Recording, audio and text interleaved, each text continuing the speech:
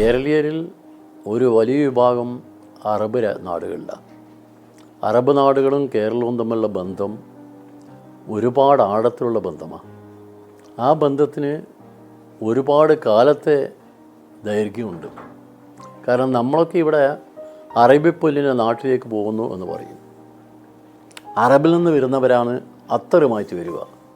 അത്തറ് നമുക്ക് തരുന്നവർ അറബിപ്പൊല്ലിൻ്റെ നാട്ടുകാർ, നമ്മുടെ നാട്ടുകാരെ ജോലി ചെയ്ത് നാട്ടിലേക്ക് പണമയക്കാൻ വേണ്ടി സൗകര്യം ചെയ്ത് കൊടുക്കുന്നവർ. ഇതൊക്കെ അറബ് രാജ്യങ്ങളെക്കുറിച്ച് നമ്മൾ പറഞ്ഞു വരാറുള്ള കാര്യമാണ്. അറബ് രാജ്യങ്ങളുമായി നല്ല സൗഹൃദ ബന്ധമുള്ള ഇന്ത്യയും അറബ് രാജ്യങ്ങളും. ഇന്ത്യ എന്ന് പറയുമ്പം കേരളം തന്നെ അതിൽ പ്രധാനം. ഈ ഇന്ത്യ അറബ് യോജിപ്പ് ലോകത്തിന് തന്നെ ഒരു മാതൃകയായ യോജിപ്പായിരുന്നു. ആ യോജിപ്പിൻ്റെ ഭാഗമായി ഇപ്പം ദുബായിൽ വെച്ച് നടക്കുന്ന ഒരു വലിയ കോൺഫറൻസിൻ്റെ വിവരം ഞാൻ അറിഞ്ഞു.